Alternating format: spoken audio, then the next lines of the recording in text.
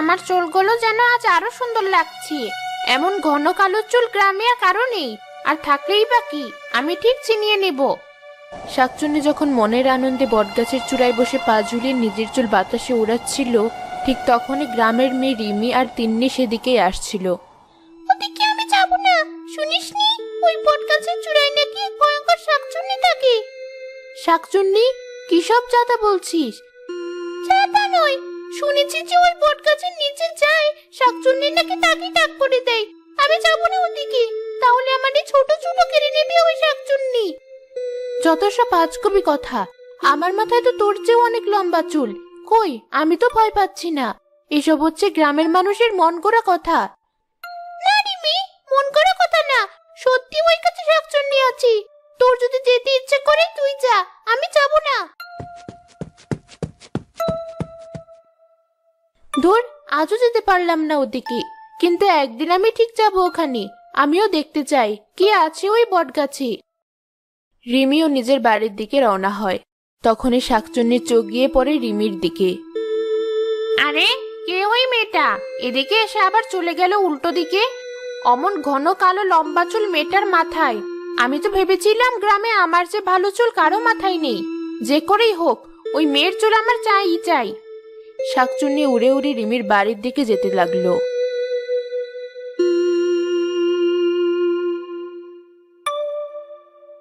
এই তো মেয়েটা এই বাড়িতে ঢুকছে, তার মানে এটাই ওর বাড়ি।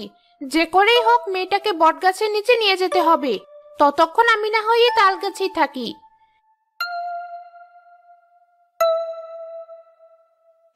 মা, ওই দেখো, তোমার বড় মেয়ে এতক্ষণে বাড়ি ফিরলো। এই বর্ধপুরেও টোটো না করে ওর হচ্ছে না। তুই আবার কি শুরু করলি? নিজের বড় বোনকে কেন তুই এত হিংসা করিস? হিংসে না ছাই, কি এমন আছে তোমার মেয়ের যে হিংসে করব?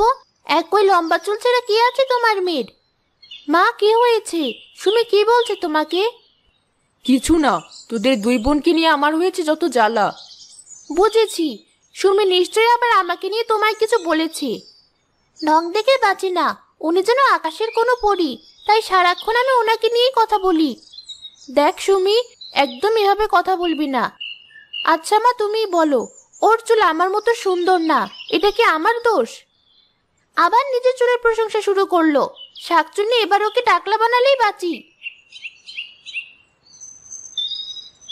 দেখেছো মা, ও একদম আমায় সহ্য করতে পারে না, সারাক্ষণ আমায় হিংসে করে। হয়েছে, তুমিও কম যাও না কোনো অংশে। এবার যাও, বাবাকে ডেকে আনো, তোমাদের খেতে দিয়ে আমি উদ্ধার হই। মায়ের কথায় রিমি তার বাবাকে ডাকতে চলে গেল। অন্যদিকে তাল গাছের চূড়ায় বসে থাকা শাকচুন্নি সব শুনলো। চলে চলে এদেরও তো কম হিংসা নয়, কিন্তু মেয়েটার চুল নিতে হলে ওকে তো আমার বটগাছের নিচে নিতে হবে। বুঝেছি, ওই ছোট বোনটাকে বাগে আনতে হবে, তাহলেই কেল্লা ফতে। শাকচুন্নি আবার মনের আনন্দে বাতাসে চুল দোলাতে লাগলো। নিজের চুল নিয়ে খুব বড়াই, তাই না? যে করেই হোক একদিন আমি ওর চুল নষ্ট করেই ছাড়বো। সত্যি যদি শাকচুন্নিকে পেতাম, তাহলে বলতাম ওর সব চুল যেন নিয়ে নেয়, তাহলেই ও বুঝবে ছোট চুলের কত জ্বালা। কিরে, কি এত ভাবছিস? কেন, এখন কি তোর জ্বালায় কিছু ভাবতেও পারবো না? তা হবে কেন? আমি তো জানি তুই আমাকে আর আমার চুল নিয়েই ভাবিস। যতই ভাবিস না কেন, আমার মতো এত লম্বা ঘন চুল তুই এই জন্মে পাবি না, তাই এই স্বপ্ন পরের জন্মেই দেখিস। হা হা হা হা, তোর চুলের বড়াই দেখে আমার খুব হাসি পায়। একদিন যখন এই চুল থাকবে না, তখন তোর কি দশা হয় দেখবি। জানি, এসব ভেবেই তো তোর রাতে ঘুম হয় না। এই স্বপ্ন তোর কখনোই পূর্ণ হবে না।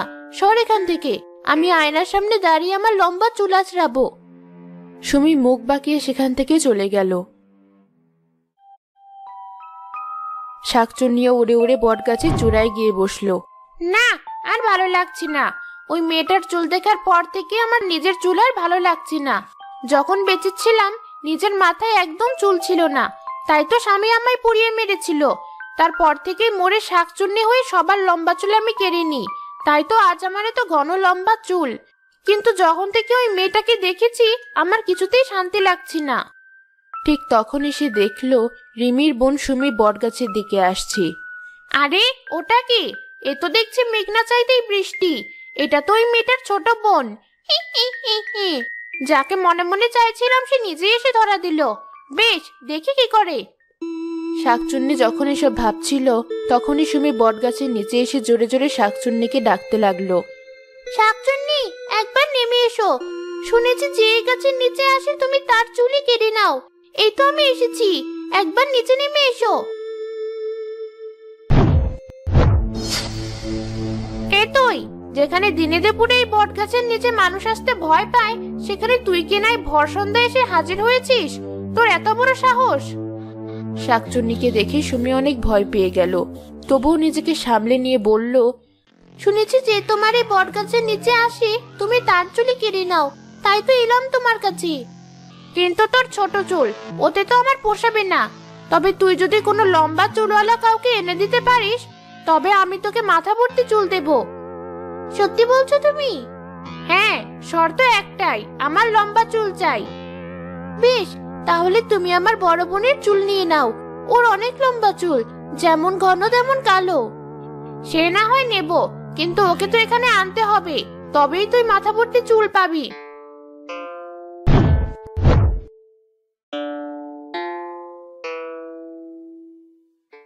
আপু, কোথায় গেলি? সুমির গলা না? আশ্চর্য, আজ সূর্য কোন দিকে উঠলো, আমায় আপু বলে ডাকছি। তুমি এখানে? আর আমি তোমায় কত জায়গায় খুঁজে বেড়াচ্ছি। তোর মতলব কি বলতো? আজ যে খুব তেল দিয়ে কথা বলছিস। দুপুরেই তো কত খারাপ কথা বললি, আর এখনো তো মিষ্টি কথা বলছিস। আজ অনেক ভেবে দেখলাম, আমি তোমার সাথে আসলেই খুব খারাপ ব্যবহার করি। 10টা না 5টা না, তুমি আমার একটা মাত্র বড় বোন, আর আমি সে তোমার সাথে খারাপ ব্যবহার করি। যাক, এতদিনে তাহলে বুদ্ধি হয়েছে। তাছাড়া বাবা মাও তো সবসময় বলে আমি কেন সারাক্ষণ তোমার সাথে খারাপ আচরণ করি। এসব করা আমার মোটেও ঠিক না। এই দেখো, তাই তো আজ ফেরার সময় তোমার জন্য দোকান থেকে জিলাপি এনেছি।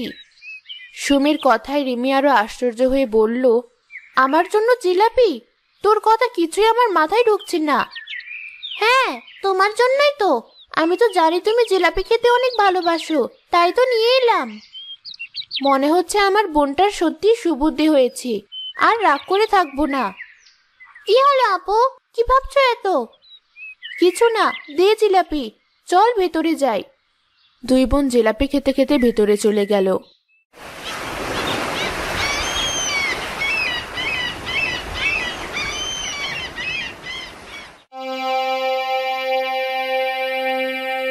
আপু, কি হয়েছে? সকাল সকালে তো হাঁক ডাক কেন? শুনেছি ওই বট গাছের পেছনে নাকি একটা আম গাছ আছে, সেখানে নাকি খুব রসালো আম ধরেছে। কিন্তু যাকেই বলি সেই শাকচুনির ভয়ে ওখানে যেতে চায় না।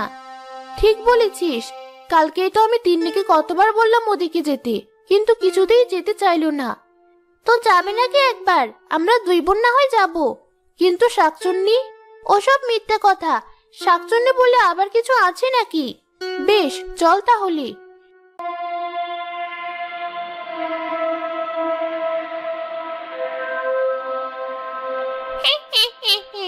মেয়েটার মাথায় দেখছি খুব বুদ্ধি। কালই বললাম আর আজই বোনটাকে নিয়ে হাজির হয়ে গেল। শাকচুন্নি, পালা বোন, পালা। কে পালাবে? তোর বোন, ওই তো তোকে এখানে নিয়ে এসেছি। তার মানে তোর মনের হিংসা এখনো দূর হয়নি? কেন আপু, তুমি যখন আমায় তোমার চুল দেখিয়ে ছোট করো তখন আমার কেমন লাগে, তাই তো তোমাকে এখানে নিয়ে এসেছি। এবার যখন শাকচুন্নি তোমার চুলও কেটে নেবে, বুঝবে ছোট চুলের কত জ্বালা। ঠিকই তো, ঠিকই তো। এবার দে, তোর চুল দে আমায়। না, ছেড়ে দাও, ছেড়ে দাও আমায়।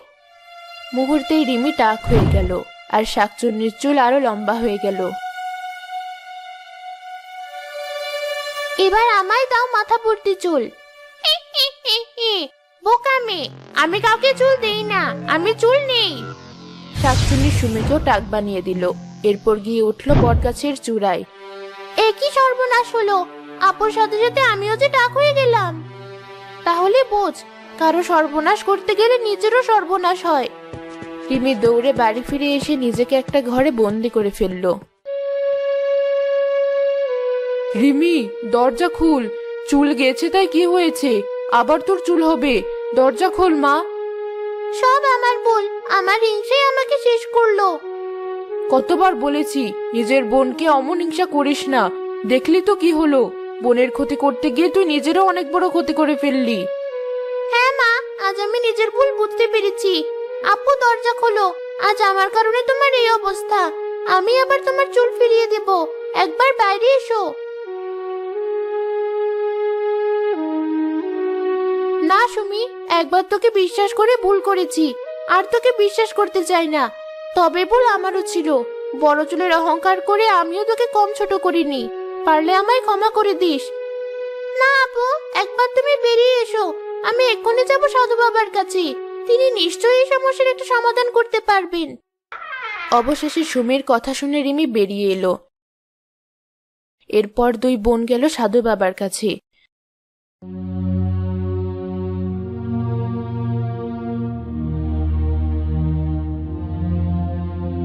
সবই তো শুনলেন বাবা, এবার বলুন কি করব আমরা?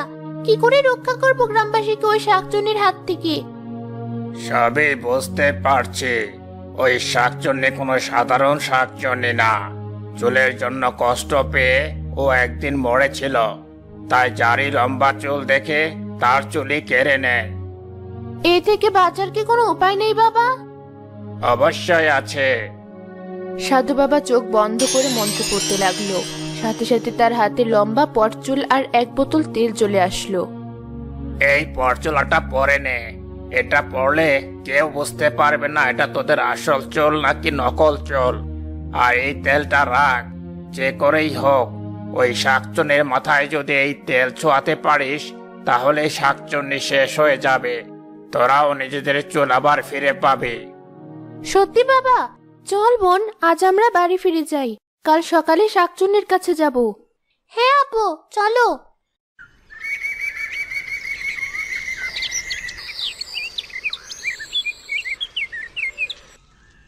পরদিন সকালে দুই বোন পটচুল পরে তেল হাতে নিয়ে পৌঁছে গেল বটগাছের কাছে। তাদের এত লম্বা চুল দেখে শাকচুন্নিও চিন্তায় পড়ে গেল। এ আমি কি দেখছি? কালই না এই দুই বোনের চুল আমি কেড়ে নিলাম, আজই মাথা ভর্তি চুল কি করে হয়ে গেল? এই চুলও আমার চাই। আপু, এই তেলে সত্যি জাদু আছে, নইলে এক রাতে এত লম্বা চুল। হ্যাঁ বোন, আবারও যদি শাকচুন্নি আমাদের চুল কেড়ে নেয় তাতেও দুঃখ নেই।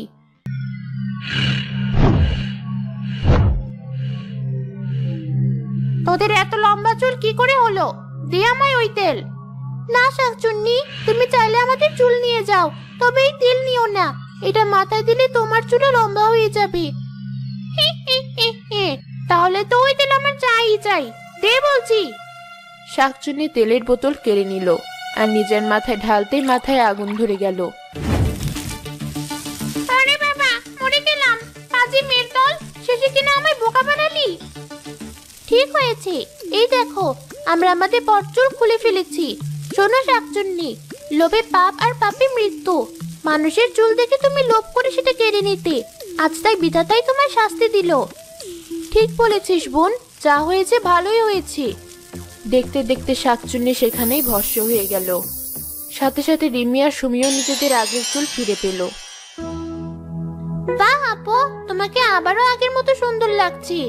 তোকেও সুন্দর লাগছে। চুল বা চেহারা না, মানুষের ভিতরে সৌন্দর্যই আসল সৌন্দর্য। হ্যাঁ আপু, আজ আমি আমার ভুল বুঝতে পেরেছি। আমিও নিজের ভুল বুঝতে পেরেছি, হয়তো এজন্যই বিধাতা আমাদের পরীক্ষা নিয়েছে। এবার চল আমরা বাড়ি ফিরে যাই।